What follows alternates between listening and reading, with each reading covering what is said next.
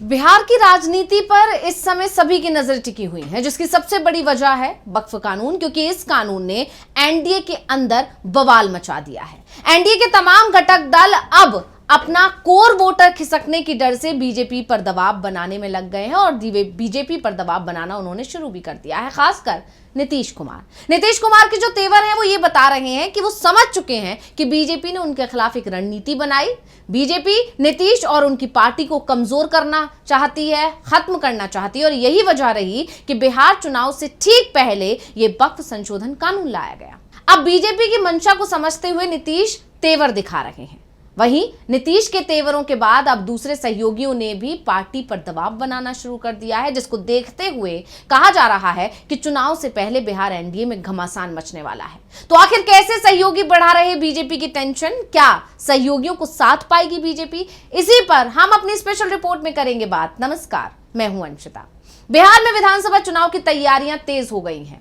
India गठबंधन अपनी तैयारियों में जुटा है, एनडीए गठबंधन भी अपनी तैयारियों में जुटा है। हालांकि फर्क इतना है कि एनडीए के अंदर जो घटक दल हैं उनके बीच खींचतान है। हाँ, बस अंतर यह है कि इंडिया गठबंधन के जो घटक दल हैं उनमें एकजुटता दिखाई दे रही है। अभी कुछ दिनों बाद इंडिया गठबंधन की बैठक होनी है, जिसमें कांग्रेस और आरजेडी मिलकर सीट बंटवारे पर भी बातचीत कर सकते हैं। मुख्यमंत्री चेहरा कौन होगा इसका भी ऐलान जल्द हो सकता है, ऐसे दावे किए जा रहे हैं। लेकिन इसके उलट एनडीए की अगर बात की जाए, जो कि सत्ताधारी पार्टी भी है बिहार में, उसके अंदर खींचतान देखने को मिल रही है। वहीं दूसरी तरफ एनडीए के जो घटक दल हैं उनमें घमासान देखने को मिल रहा है। एनडीए के जो तमाम दल हैं उनमें से हर कोई ये चाहता है कि उनकी पार्टी का सीएम बने अगर एनडीए की सरकार आती है तो, और इसी के चलते ज्यादा से ज्यादा सीट अपने पाले में लेने की कोशिश की जा रही है। यानी सीट बंटवारे को लेकर जबरदस्त घमासान छिड़ने वाला है और इसकी शुरुआत हो चुकी है। और सबसे पहले इसमें नीतीश कुमार दबाव बनाने की कोशिश में लगे, क्योंकि नीतीश कुमार को अपनी पार्टी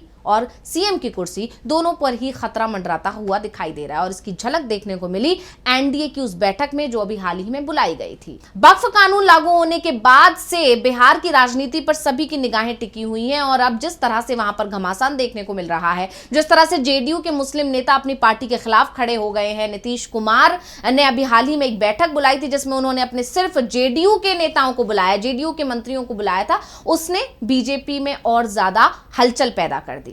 नतीजा, एनडीए की एक बैठक बुलाई गई, लेकिन इस बैठक से नीतीश कुमार ने दूरी बना दी। और नीतीश कुमार ने जिस तरह से दूरी बनाई, उससे यह साफ हो गया कि नीतीश कुमार अब एक बार फिर से बीजेपी पर दबाव बनाने की रणनीति के तहत काम कर रहे हैं। दरअसल बिहार विधानसभा चुनाव को लेकर प्रधानमंत्री नरेंद्र मोदी का बिहार दौरा होने वाला है और इसको लेकर एनडीए के नेता काफी मेहनत कर रहे हैं। और इस बीच बिहार की राजधानी पटना में एनडीए के नेताओं की एक बड़ी बैठक बुलाई गई। हालांकि कहा यह जा रहा है कि प्रधानमंत्री नरेंद्र मोदी के दौरे की तैयारियों के चलते यह बैठक बुलाई गई, लेकिन जानकारों का यह कहना है कि नीतीश जिस तरह से उखड़े उखड़े नजर आ रहे हैं, जिस तरह से उन्होंने अभी बैठक बुलाई और उसमें बीजेपी कोटे के किसी मंत्री को नहीं बुलाया, उनकी नाराजगी को साधने के लिए यह बैठक बुलाई गई थी। लेकिन इस बैठक से भी नीतीश कुमार ने दूरी बना ली। और नीतीश कुमार की जो नाराजगी अचानक से बढ़ी है, उसकी एक बड़ी वजह वक्फ कानून के चलते उनके जो मुस्लिम कोर वोटर हैं वो छिटके, वो तो है ही, साथ ही जो अभी अश्विनी चौबे का बयान आया था उसने नीतीश कुमार और उनकी पार्टी के अंदर खलबली पैदा कर दी। और यही वजह रही कि एनडीए की बैठक से जब नीतीश कुमार ने दूरी बनाई तो बिहार के उप मुख्यमंत्री सम्राट चौधरी ने कहा कि मुख्यमंत्री नीतीश कुमार ही एनडीए के नेता हैं और आगे भी वही रहेंगे। हाँ, इस बैठक में भी यह साफ नहीं किया गया कि सीएम उम्मीदवार भी वही होंगे, यानी अगर एनडीए की सरकार बनती है तो सीएम नीतीश कुमार को बनाया जाएगा। और इसी बात पर नीतीश कुमार और उनकी पार्टी अड़ी हुई है कि जल्द से जल्द अब सीएम फेस का ऐलान कर देना चाहिए बीजेपी को, लेकिन बीजेपी इसके लिए राजी नहीं है। अब ये सम्राट चौधरी को बयान देने की जरूरत क्यों पड़ी, इसके लिए जरा 2 दिन पहले जाना होगा। दरअसल कुछ दिन पहले ही भाजपा के वरिष्ठ नेता हैं और पूर्व केंद्रीय मंत्री हैं अश्विनी कुमार, उन्होंने एक बड़ी मांग कर दी थी। उन्होंने गुरुवार को अपनी व्यक्तिगत राय व्यक्त की और बिहार के मुख्यमंत्री नीतीश कुमार को उप प्रधानमंत्री बनाया जाना चाहिए, ऐसा कहा। क्या कुछ बोले थे, पहले सुनते हैं। कि निश्चित रूप से मुझे ऐसा लगता है कि अब बिहार की इच्छा है कि हमारे नीतीश भाई देश के उस ऊंचाई को जहां से पूरे देश की मंत्रणा होगी, एनडीए के कन्वीनर बने, नरेंद्र भाई मोदी जी के टीम में उनको उप प्रधानमंत्री का दर्जा प्रदान हो जाए तो एक बड़ी कृपा होगी। अब अश्विनी चौबे ने मुख्यमंत्री नीतीश कुमार के रिटायरमेंट का प्लान ऑफर कर दिया था। इसने घमासान मचा दिया। जानकारों ने कहा कि अश्विनी चौबे ने अगर यह बयान दिया है तो बिना आला कमान की मर्जी के नहीं दिया होगा, बिना उनकी सहमति के नहीं दिया होगा। और इसीलिए अश्विनी चौबे का जब बयान आया तो जेडीयू के अंदर खलबली पैदा हो गई, क्योंकि अश्विनी चौबे के बयान आने के तुरंत बाद जेडीयू के प्रवक्ता नीरज कुमार ने साफ कह दिया कि गृह मंत्री अमित शाह कह चुके हैं कि नीतीश कुमार के नेतृत्व में 2025 का बिहार विधानसभा चुनाव लड़ा जाएगा। क्या कुछ बोले, सुनते हैं। कौन क्या बोलते हैं यह मेरा विषयगत संदर्भ नहीं है। केंद्रीय मंत्री आदरणीय अमित शाह जी ने कल सार्वजनिक रूप से यह कहा कि 2025 का जो चुनाव है वह माननीय नीतीश कुमार जी के नेतृत्व में लड़ा जाएगा। आदरणीय प्रधानमंत्री और नरेंद्र मोदी जी और माननीय नीतीश कुमार जी की राजनीतिक जोड़ी ने विपक्ष को राजनीतिक रूप से लकवाग्रस्त घोषित करा दिया। 30 सीटों पर हम लोकसभा चुनाव में शानदार विजय पताका फहराए।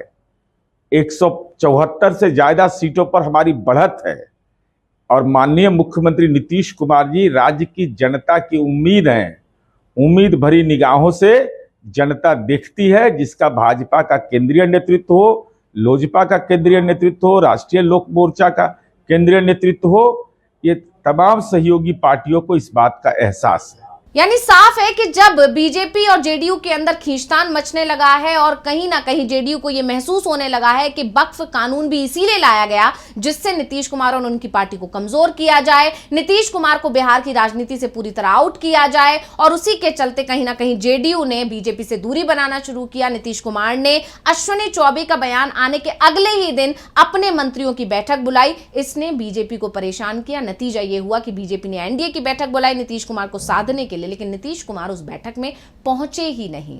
और इसके बाद सम्राट चौधरी ने यह बयान दिया, यानी कि सफाई देने की कोशिश की गई है, नीतीश कुमार को मनाने की कोशिश की गई है। लेकिन अब बड़ा सवाल यह खड़ा हो गया है कि क्या नीतीश कुमार मानेंगे या नीतीश कुमार अब दबाव बनाएंगे, क्योंकि सिर्फ नीतीश कुमार ही नहीं, नीतीश कुमार के अलावा जो दूसरे सहयोगी दल हैं वो भी बीजेपी पर दबाव बनाने की रणनीति के तहत काम कर रहे हैं। यानी नीतीश कुमार के पीछे पीछे कई और भी दल हैं जो अब बीजेपी पर दबाव बनाएंगे, क्योंकि बीजेपी के जो भी सहयोगी दल हैं वो बीजेपी की रणनीति को भांप चुके हैं और अब वो अपने बिखरे जनाधार को मजबूत करने की प्लानिंग कर रहे हैं। और इसमें एनडीए के अंदर अब सीट बंटवारे को लेकर जबरदस्त पेच फंसने की बात कही जा रही है, क्योंकि जीतन राम मांझी ने करीब 40 सीटों पर दावा कर दिया है। उससे पहले जेडीयू और चिराग पासवान, उपेंद्र कुशवाहा कई बार दावा ठोक चुके हैं और ऐसे में अब जीतन राम मांझी का एक बार फिर से 40 सीटों पर लड़ने का दावा ठोकना अपने आप में एक बड़ी बात है। और इससे पहले अगर हम बात करें जेडीयू की, तो जेडीयू जिन सीटों पर चुनाव लड़ना चाहती है उनमें से 20 सीटों पर बीजेपी के मौजूदा विधायक हैं, या ये ऐसी सीटें हैं जहां बीजेपी ने पिछला चुनाव लड़ा था और उसे हार मिली थी। जेडीयू चाहती है कि उसे बिहार में 105 सीटें मिलनी चाहिए, जबकि बीजेपी 100 सीटों पर चुनाव लड़ी। उपेंद्र कुशवाहा के गुट को 7 सीटें मिले, जीतन राम मांझी की हिंदुस्तान आवामी मोर्चा सेकुलर को 8 और चिराग पासवान की पार्टी को 22 से 23 सीटें मिले, ऐसा मानना है जेडीयू का। लेकिन सभी राजनीतिक दल अब अपनी चुनावी रणनीति के तहत काम करना शुरू कर चुके हैं और इसी के चलते जब हम के संरक्षक और केंद्रीय मंत्री जीतन राम मांझी पूर्णिया पहुंचे तो उन्होंने एक बार फिर से बिहार विधानसभा की 40 सीटों पर अपना दावा ठोक दिया। इतना ही नहीं, उन्होंने एनडीए में सीट शेयरिंग से पहले ही कसबा विधानसभा सीट के लिए उम्मीदवार के नाम का ऐलान भी कर दिया। अब इस ऐलान ने एक तरह से एनडीए के अंदर जो घमासान मचने वाला है उसके संकेत दे दिए हैं। तो पूर्णिया के कसबा में बिहार के पूर्व मुख्यमंत्री और केंद्रीय मंत्री जीतन राम मांझी कार्यकर्ता सम्मेलन में पहुंचे थे, जहां 10,000 से ज्यादा हिंदुस्तानी आवाम मोर्चा के कार्यकर्ताओं को देखकर मांझी इतने खुश हो उठे कि उन्होंने मन से ही हम पार्टी के उम्मीदवार के नाम का ऐलान कर दिया। उन्होंने इस साल होने वाले बिहार विधानसभा चुनाव की पहली सीट की घोषणा कर दी और बड़ी बात यह है कि इस सीट पर नीतीश कुमार की पार्टी अपना दावा करती है। ऐसे में पेच फंसना तय माना जा रहा है। क्या कुछ बोले मांझी, पहले सुनते हैं। 25, 30, 40 सीट लड़ेंगे तो निश्चित है कि 20 सीट आएंगे। कसबा सीट का सीट हम लोग लेंगे तो हम राजेंद्र यादव को निश्चित रूप में यहाँ से एक उम्मीदवार। तो मांझी ने कहा कि हम पार्टी से कम 20 विधायक जीतकर विधानसभा जाएं ताकि जनता की बातों को मजबूती से सरकार के सामने रखा जा सके। कसबा विधानसभा क्षेत्र के कलानंद उच्च विद्यालय में हिंदुस्तानी आवाम मोर्चा का जिला स्तरीय कार्यकर्ता सम्मेलन आयोजित किया गया, जिसमें पूर्व मुख्यमंत्री और केंद्रीय मंत्री जीतन राम मांझी कई नेताओं के साथ शामिल हुए। तो जीतन राम मांझी ने कहा कि कसबा से 2025 का विधानसभा चुनाव हम पार्टी लड़ेगी और उम्मीदवार राजेंद्र यादव होंगे।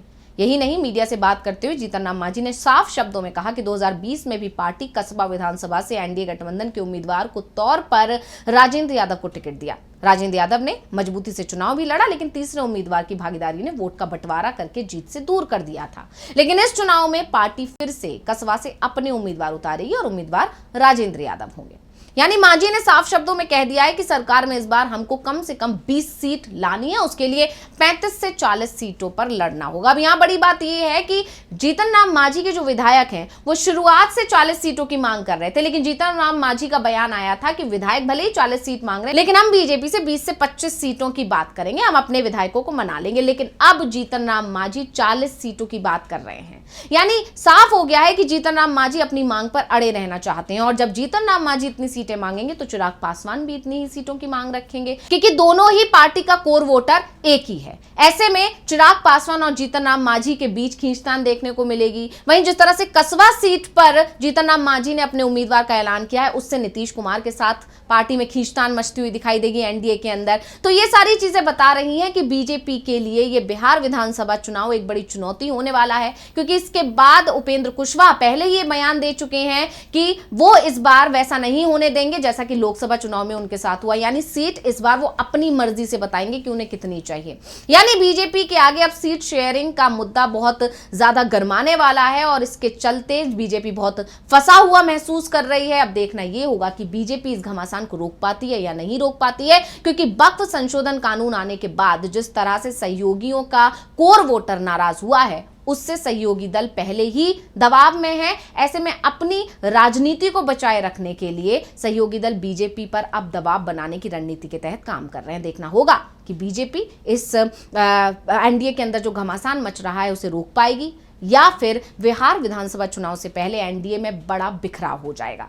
तो रिपोर्ट आपको कैसी लगी हमें कमेंट करके अपनी राय जरूर दीजिएगा। इसी के साथ मुझे दीजिए इजाजत। देखते रहिए डीवी लाइव। नमस्कार।